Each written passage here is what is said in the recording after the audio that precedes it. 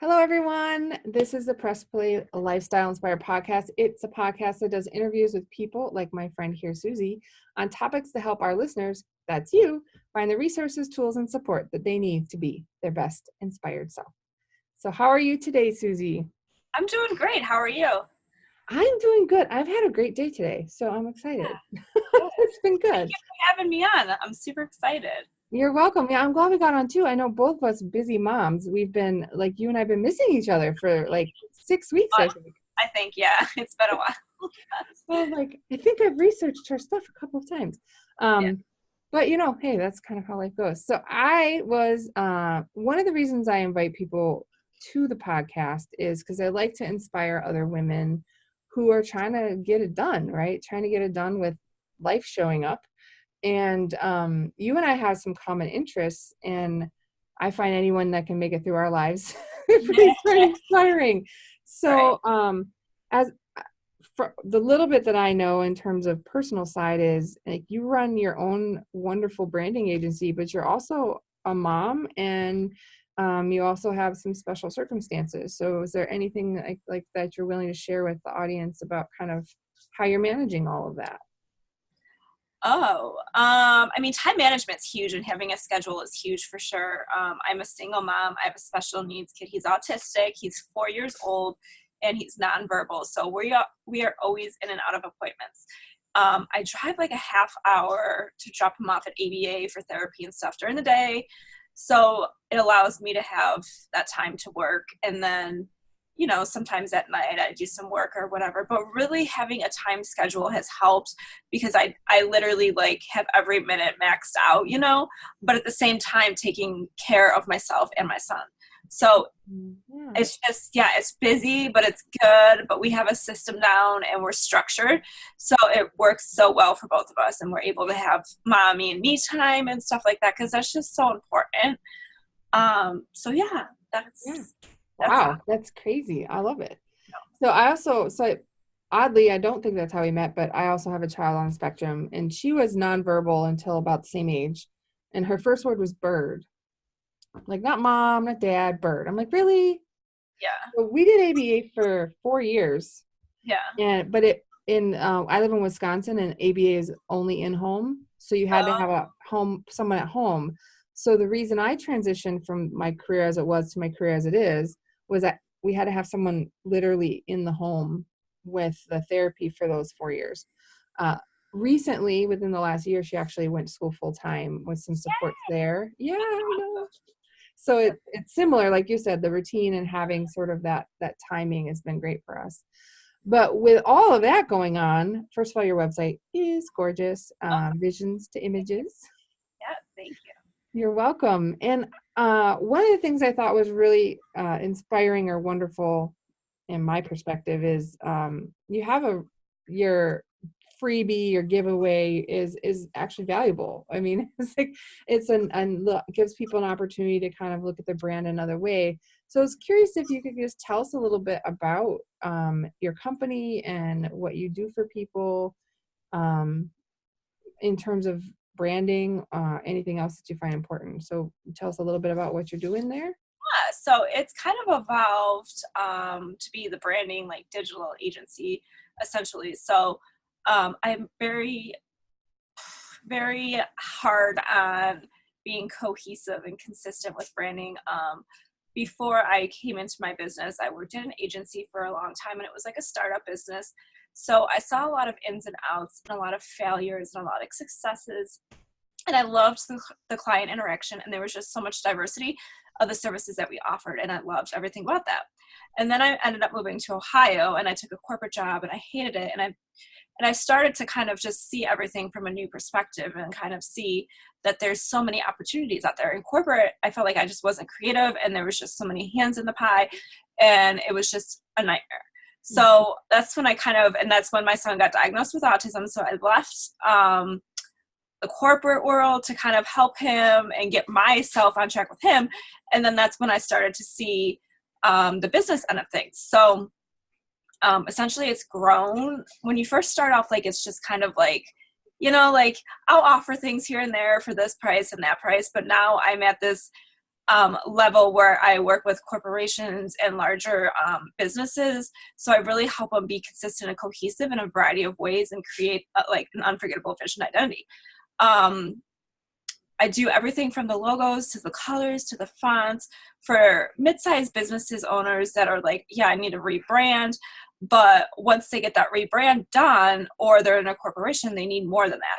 So I really dive in and do a lot of strategy and help with branding in that sense, and then offer implementation for like social media, email campaigns, websites,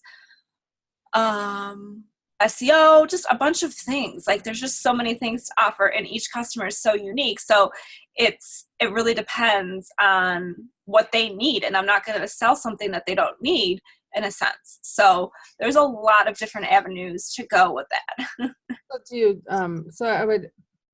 I know what assuming does, but I would say it sounds like you do a lot of consultative consulting. So you kind of work through to understand where they are, what their vision is, and then help them figure out if they don't know what they need, what they do need. Is that? Yeah, that's the starting point for everybody, essentially. I mean, I'll work with smaller to mid-sized businesses on that end, and then implement, like, I have a team, I have a web developer person who can implement all that stuff, and then work with him to monitor and make sure everything's going smoothly. I have an SEO person. So there's a lot of avenues we can go. Like if they just say, I want to implement it myself, okay, here's what you need to do, here's how you do it, here's a timeline, here you go. Or if they have somebody in-house, because they might have somebody in-house too. So there's a lot of different ways, but we always start with strategy, like consulting kind of stuff, and see where they're at, where they want to go, what can be improved, and how to develop it. Yeah, that's great. I saw too, one of the things everyone loves, I say tchotchkes, but apparently that's an old word. Not everyone uses it. So promotional items, where you go to like a fun vendor event and you get the pen with the name on it or something like that. What are some of your favorite promo items that you were able to create for people? Like, have you done anything unique, or are you mostly like t-shirt smackers, or what's your sort of favorite? I don't know if we've done anything unique in a while. A lot of it is pens. We do some church envelope gatherings. Back when I was in the agency world, we did a big campaign for firefighters, and they did calendars and like little, they're not mugs, but they're like tumblers almost. So they were really fun with that end of things. And then we did some cutouts and some big posters and stuff. So that's probably like the funner stuff. But I love pens. I love notebooks. I have Post-it notes. I have like a microfiber cloth. I love all of it, really.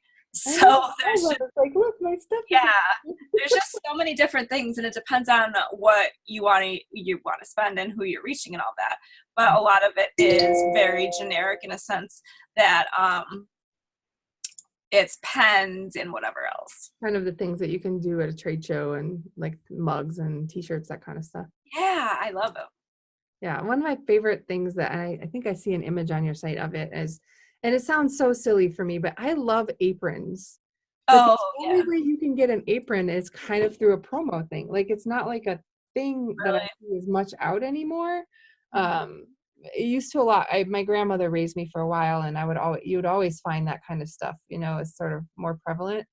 But now I seem to only see it when it's branded type stuff. So it's like, oh, that's interesting. Yeah. So that it's with all the different things that you offer. It sounds like you said you have a web person. So it doesn't sound like it's your one man show or one lady show anymore either. Have you kind of grown since you came on? Yeah. Absolutely. Yeah.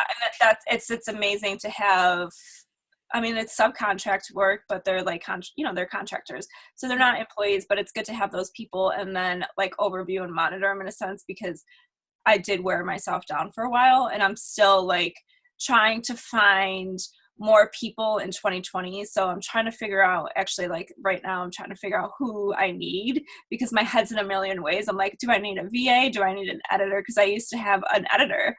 And it's just, there's just so much to it. So I'm trying to figure out, you definitely need to outsource and keep that time going and keep your clients happy. So it's amazing. I think people don't always realize, I know I'm really guilty of this, and now that I've gone through it, I'm not as much, but I started out as a software developer, and then I went into product management, which is sort of like in big, you know what it is, but for audience, it's like in the bigger corporate place, it's sort of the people that get to be the strategy of how to market things, but don't actually do any of the fun creative side.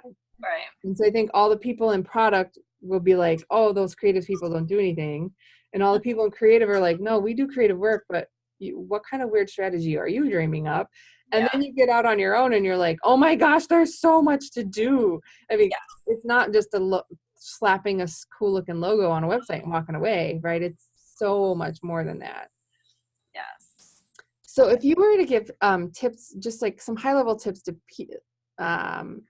audience people who have their own business, like small, medium sized business, what are some of the most common, I'm going to say mistakes, but the most common things that they could address that would help their brand that people miss easily? Like they always spell everything wrong or something like that. Is there some common mistakes that you see in your work?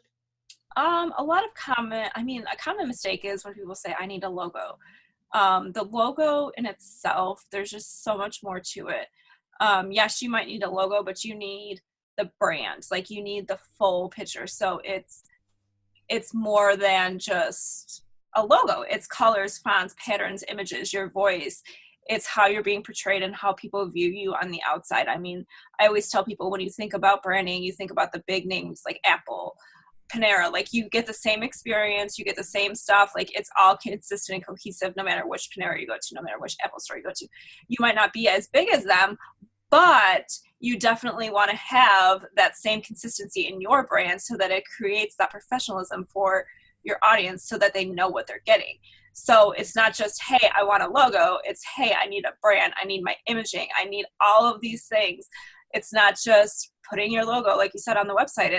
There's so much more to the website. You have to do the copy and make sure that you're updating it and SEO, and having all of that pipeline into your business really is a brand, and it's considered a part of your logo. It's your identity. So I think I don't know if I've heard this before, but what came up for me when you were saying all that is I feel like if you're just worrying about the logo, then like that's fine. I mean, people like their logos and you're just starting out, but I feel like the brand is the promise you make to your customers, and it helps. And it's the thing that allows you to have trust and credibility because they know you told them this is how you're showing up in the world. And then the brand is you showing up the way you said you would. So it's like exactly. I feel like that's pretty spot on for sure. Yeah. The consistency between words and deeds, right? Otherwise it's, well, you know, then they're like, oh, whose website is this? Oh, that doesn't look like Vision2images. Right. It looks like exactly. Google. That's that's exactly what I tell people. Like if somebody goes to your website and then they go to your social media and they don't see the same stuff, they're going to click away and be like, did I go to the same company? So, I mean, making that consistent and cohesive and really making sure that people can identify that. So the confused mind does what? Nothing, right? Yeah, nothing. They go away and they go to your competitor. Exactly. That's interesting. I love it. So, is there anything that you are promoting right now, or anything specifically you would like to make sure people know about what you're doing in your company? Yeah, you asked me earlier about the branding workbook. I'll talk about that for a second. Great. That is, I mean, I don't even know. I think it's like 6-7 pages. It's been a minute since I've looked at it, but it consists of a lot of stuff. Like it takes you through colors, how colors are subliminal messages. So people, like when you go to the ER and it's red, like it means a sense of urgency. So having different colors in your brand mean different things. So I really kind of try to help people see things differently through their brand and kind of really get their minds thinking. So there's a bunch of like little exercises, I guess you can call them, and kind of questions, and who is your audience, and do you know what your fonts are? Do you know these things? Like really diving in to see if you know what your business and brand is and where you want to go.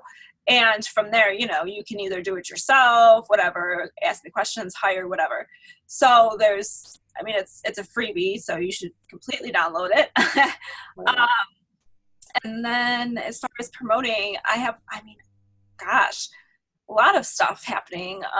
But probably the biggest thing is like strategy sessions where just helping businesses really understand their brand and where they need to go, where they are, and how to get there just kind of really diving in, like I said, it's a one-on-one pretty much thing, a strategy session, and then giving you an agenda, a timeline, my thoughts. I can do competitive analysis. There's a whole bunch of stuff that I look at and kind of see where you are and how to get there. And then from there, you can do it all yourself. You can do whatever. Like, we're not tied together at that point, but it helps you get yourself in that right track of where you need to go. So how would someone book a strategy session with you? Is there a link on your website, or do you want to put something in the link to the podcast, or what? They just go to my website. It says like hire me, so they can just click on that, and it literally just asks for your name and your email, and then I'll reach out to them as with my automations and stuff. So we'll figure it out from there. That marketing stuff will happen in the back that nobody knows about. Exactly. Super marketing magic. If you didn't get the freebie, you're going to get it too. Yeah, I'm excited about getting all of the free stuff. It's wonderful. So I really appreciate your time today. And I know what you're doing is important work, both at home and in the office.